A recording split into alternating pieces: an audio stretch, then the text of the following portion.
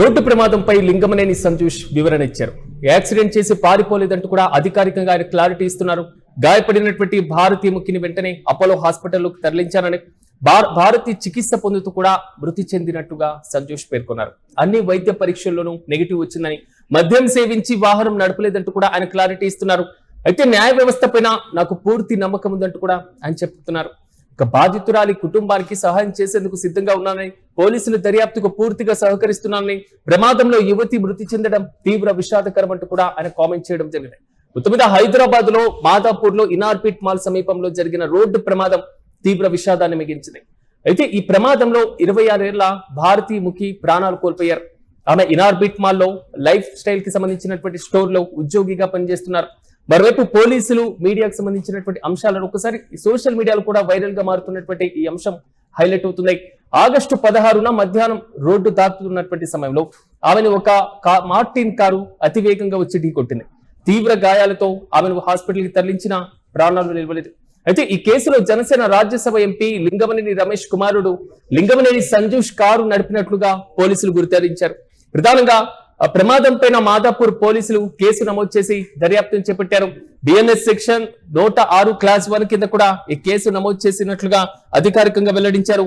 ఇదిలా ఉంటే ప్రస్తుతం ఈ కేసుకు సంబంధించి దర్యాప్తు దశలో సాగుతున్నటువంటి నేపథ్యంలోనే ప్రధానంగా ప్రమాదం చేసి పారిపోలేదంటూ సంజూష్ క్లారిటీ ఇస్తున్నారు. తాజాగా ఈ ఘటనపైన తొలిసారిగా సంజూష్ తన వివరణ ఇవ్వడం జరిగింది.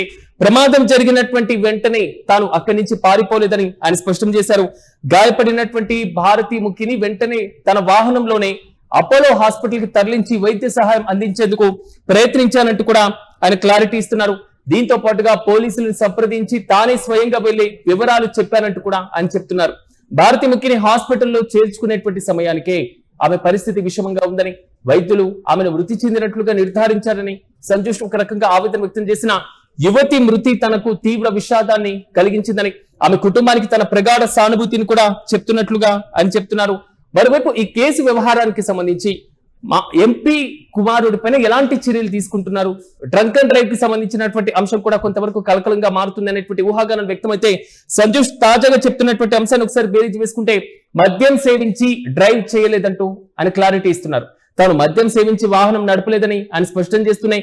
ప్రమాదం జరిగిన తర్వాత బ్రీత్ ఎనలైజర్, రక్తం, అదేవిధంగా మూత్ర పరీక్షల్లో నెగిటివ్ ఫలితాలు వచ్చాయని ఆయన తెలిపారు. అయితే ఈ అంశానికి సంబంధించి తుది నిర్ధారణకు అధికారికమైనటువంటి వైద్యులు లేదా పోలీసు రికార్డులే ఆధారంగా ఉండాల్సిందే. దీనిపైన పోలీసులు ఏ విధంగా స్పందిస్తారనేది వేచి చూడాల్సి ఉన్న ఈ కేసు మాత్రం ప్రస్తుతం పోలీసులకు పూర్తిగా సహకరిస్తున్నానని ఆయన చెప్తున్నారు.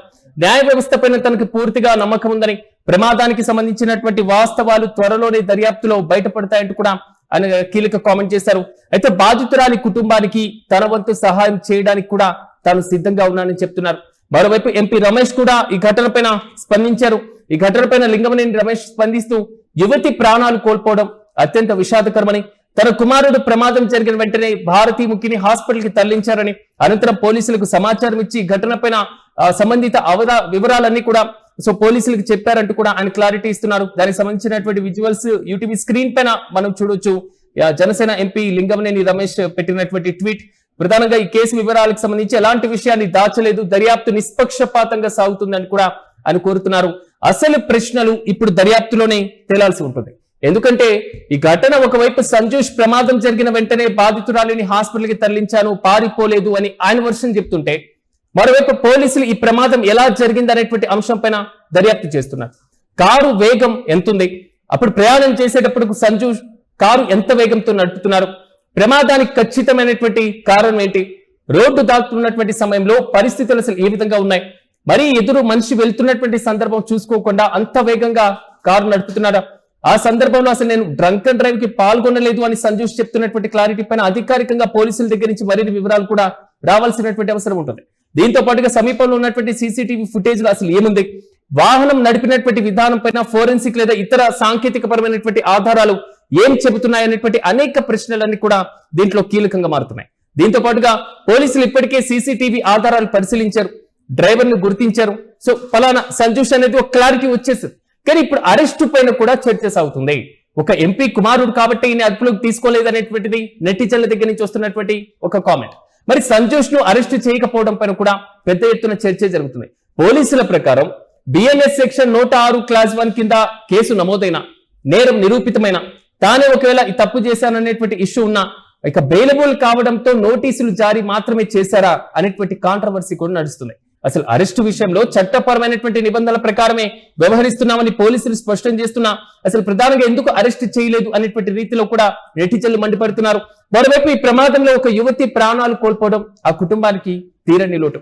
ప్రమాదం వెనుక ఎవరైనా ఉన్నా, వారి యొక్క రాజకీయ లేదా సామాజిక నేపథ్యాలు ఏ విధంగా ఉన్నా చట్టం తన పని తాను చేసుకొని పోతుంది. ఇదే ఒక ప్రధానమైనటువంటి అవసరంగా మారింది. అదే సమయంలో నిందితుడిపైన ఆరోపణలు కూడా తారాస్థాయికి చేరాయి. దర్యాప్తు పూర్తయ్యే వరకు ఈ మొత్తం అంశాలు కూడా ఒకసారి గమనించాల్సినటువంటి అవసరం ఉంటుంది. భారతీముఖి కుటుంబానికి న్యాయం జరగాలంటే ప్రమాదానికి సంబంధించిన ప్రతి అంశాన్ని సీసీటీవీ ఫుటేజ్, సాంకేతిక ఆధారాలు, వైద్యుల యొక్క నివేదికలు, ప్రత్యక్ష సాక్షుల యొక్క వాగ్మూలం, వాహన వివరాలు ప్రతి అంశాలతో ఆధారపడి ఉంది. కాబట్టి పోలీసులు ఈ కేసును త్వరితగతిన తేల్చాలంటూ కూడా సామాజిక విశ్లేషకులు కూడా విశ్లేషిస్తున్నారు. అంటే మొత్తం మీద చూసుకుంటే ఒక యువతికి న్యాయం చేయాలి, వారి యొక్క కుటుంబానికి న్యాయం చేయాలి అనేది మాత్రం నెటిజన్ల ప్రధాన డిమాండ్.